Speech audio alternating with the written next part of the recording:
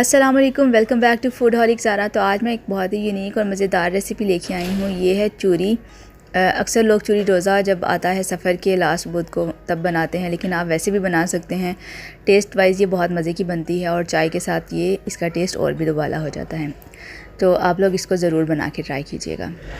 तो आटा जो है वो गंदम का आटा होता है, लेकिन थोड़ा मोटा पिसा हुआ आटा होता है, मतलब मोटे मोटे दाने से होते हैं इस आटे के। ये बिल्कुल बारीक जो हम घरों में आटा यूज़ करते हैं वो वाला नहीं होता, थोड़ा सा ये मोटा आटा होता है। इसके अंदर मैं ऐड करूँगी 3 से 4 टेबलस्पून भर के ऑयल के। आप चाहें तो यहाँ पे घी भी इस्तेमाल कर सकते हैं, लेकिन मैंने यहाँ पे ऑयल ऐड किया है। ऑयल को अच्छे से हम आटे के साथ मिक्स कर लेंगे पहले, फिर उसके बाद थोड़ा थोड़ा सा पानी ऐड करते हुए इस आटे को हम गूंद लेंगे।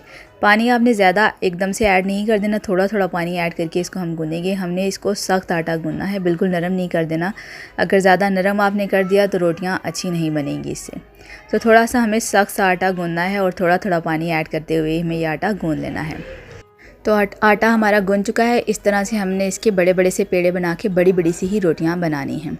दोनों हाथों को गीला कर लेंगे हम और रोटियों को इस तरह से पूरी शेप दे लेने के बाद तवे के ऊपर थोड़ा सा बिल्कुल ऑयल ऐड करके हम इन रोटियों को अच्छे से कुक कर लेंगे। और फ्लेम को हमने यहाँ पे लो रखना है, ज़्यादा हाई फ्लेम नहीं रखनी। लो फ्लेम के ऊपर ही ये रोटियाँ अच्छी अंदर से अंदर तक पकेंगी और रोटियाँ थोड़ी मोटी बनानी हैं।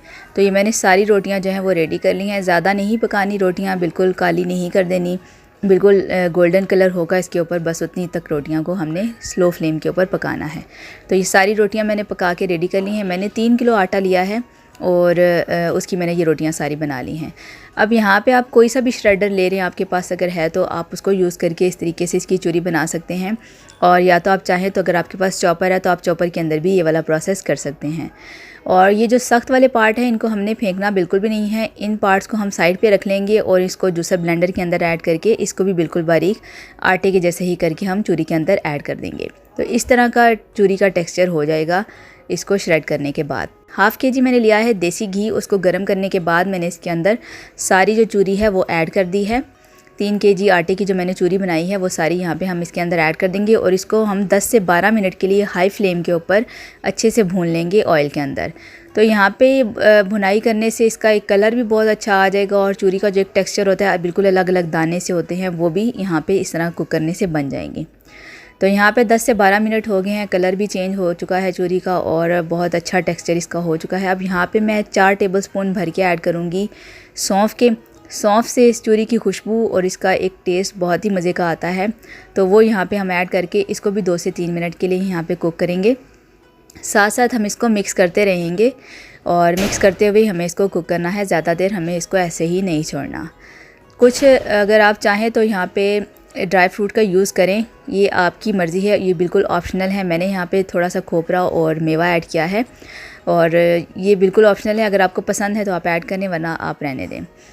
और एक बड़ी परात ले ली है मैंने और ये सारी चूरी मैंने इसके अंदर ऐड कर दिया, क्योंकि यहाँ पे हमें इसको ठंडा करना है, उतना ठंडा कि हमारा हाथ जो है वो इजीली इसके साथ टच करे, तो हमें ज़्यादा गर्म ये फील ना हो। उतना ठंडा जब चूरी हो जाएगी तो फिर हम इसके ऊपर ऐड करेंगे शक्कर। शक्कर मैंने ली है 1 केजी 3 केजी आटे के लिए, तो बिल्कुल ये एक्यूरेट जितना नॉर्मल मीठा होता है उतना मीठा था।